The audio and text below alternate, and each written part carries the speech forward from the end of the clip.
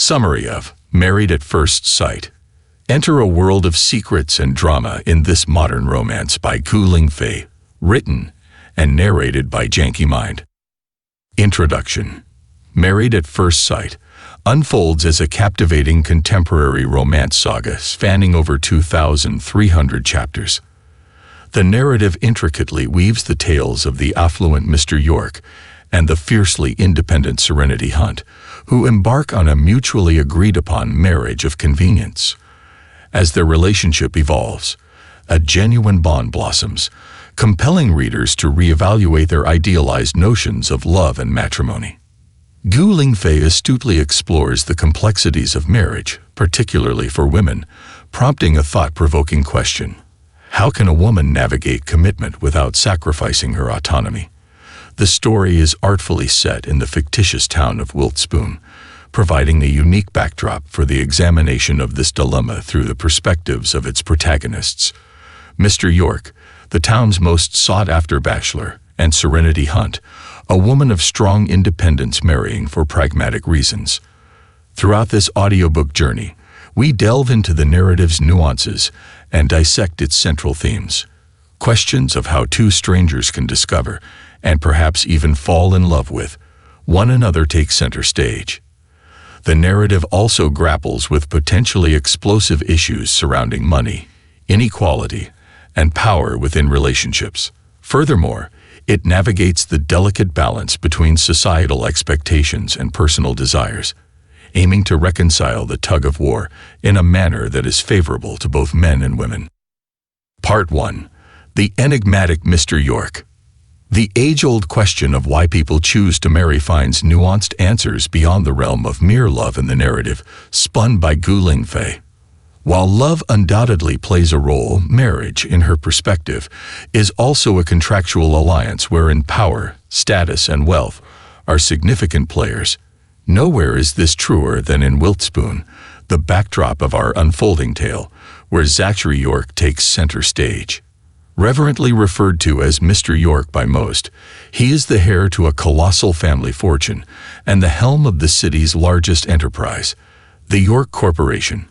Endowed not only with opulent wealth, but also gifted with a statuesque athletic physique and striking good looks, he earns the distinction of Wiltspoon's most eligible bachelor, as incessantly proclaimed by the town's gossip columns.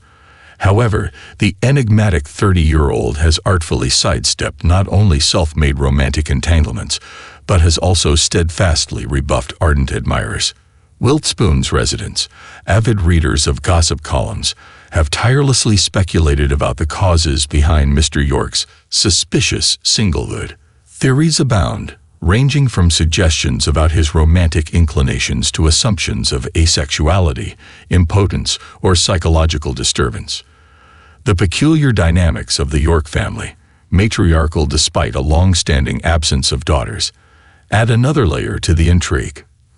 Grandmother May, the current matriarch, asserts that it is high time for Zachary to settle down, marry, and carry on the family lineage with a York girl. Unwilling to defy May's wishes, Mr. York reluctantly agrees, secretly hoping his aloof demeanor will continue to discourage potential partners. Fate, however, has other plans, as Grandmother May has already chosen a match for him. This initial segment introduces us to the complex persona of Mr. York. Contrary to the wild speculations circulating in Wiltspoon, the truth behind his reserved nature is surprisingly ordinary. Mr. York is acutely aware of his external allure, leading him to approach potential suitors with caution. He perceives that what captivates them is not his essence, but rather his possessions, his power, status, and wealth. This awareness has molded him into a man marked by distrust bordering on cynicism and self-reliance verging on loneliness. Yet, beneath this austere exterior lies a different truth known to those closest to him. Mr. York's seemingly unapproachable demeanor conceals a softer, warmer, and more accommodating interior. The York family, characterized by happiness, reflects his sensitivity to the bonds of empathy, loyalty, and duty that bind him to its members. It is these very bonds that propel our narrative forward. Part 2. Fractured Vows. Enter Serenity Hunt, A woman who, like Mr. York, harbors no inclination toward marriage as our story unveils itself. At 25, she finds herself in a position where marriage seems unnecessary. The proprietor of a thriving bookstore near the town's college campus, she revels in financial independence, with time firmly on her side. However, her perspective on matrimony takes a profound turn, influenced not only by her own choices, but by the tumultuous relationship of her sister, Liberty. Living with Liberty and her ill-tempered spouse, Hank, Serenity has borne witness to a challenging familial dynamic since the untimely demise of their parents a decade ago. Liberty, assuming both parental and sisterly roles, navigated the challenges. Financially propelled by Liberty's tenacity, they secured their education, with Liberty ultimately securing a lucrative position at a legal firm. Liberty's life took a sharp turn when she encountered Hank, a charming partner at the same legal firm. Love blossomed, leading to marriage and the birth of their son. Initially supportive, Hank's demeanor shifted drastically. Encouraging Liberty to embrace a domestic role as a stay-at-home mom, he subsequently dismantled her financial independence. Criticizing her appearance and restricting her finances, Hank wielded control, refusing even to acknowledge Liberty's financial contributions to their home. Despite the oppressive atmosphere, Liberty insisted on Serenity's presence, though Hank saw it as an opportunity to offset household costs. The tension escalated, with Serenity overhearing Hank's nightly outbursts. Recognizing the strain on her sister, Serenity faced the dilemma of moving out. Liberty, acting as both parent and sibling protector, could not bear the thought of her sister facing the world alone. However, she imposed a condition.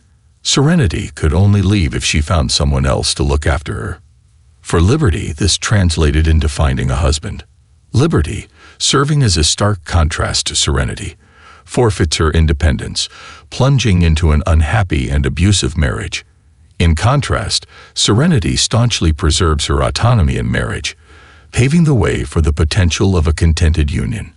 Liberty's understandable misstep stems from her history of selflessly supporting others, making her susceptible to the allure of being supported in return. Hank's exploitation of Liberty's vulnerability paints him as deceitful, yet Gu Lingfei's commentary extends beyond this one unsavory character.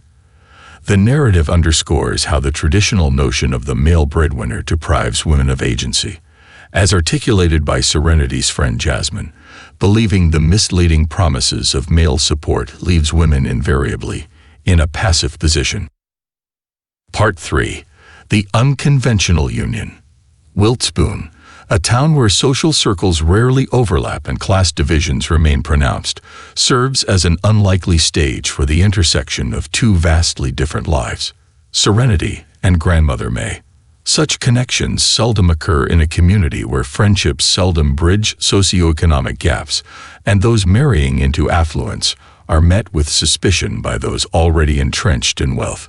Yet, a fateful encounter between Serenity and May, triggered by a car accident, defies these norms.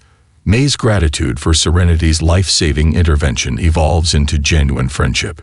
Beyond the rescue, May admires Serenity's courage, a trait that resonates with the independent spirit she discerns beneath Serenity's delicate exterior. In May's eyes, Serenity becomes an ideal match for her aloof grandson, Zachary. Despite Serenity's initial dismissal of the notion, May persists in her matchmaking efforts. Careful not to reveal Zachary's true identity as the publicity-shy billionaire known to the town, May emphasizes his virtues. May's persistence proves fruitful, not because she persuades Serenity of Zachary's merits, but because Serenity's circumstances change. The need to escape an oppressive marriage to Hank becomes the catalyst for Serenity to embrace May's matchmaking proposal. In a perfunctory ceremony at the town hall, Serenity and Mr. York, as she refers to him, exchange vows without having laid eyes on each other before. They sign the necessary documents, part ways, and the only tangible proof of their union is a certificate and a set of keys to an apartment in an upscale neighborhood. An apartment they will soon share.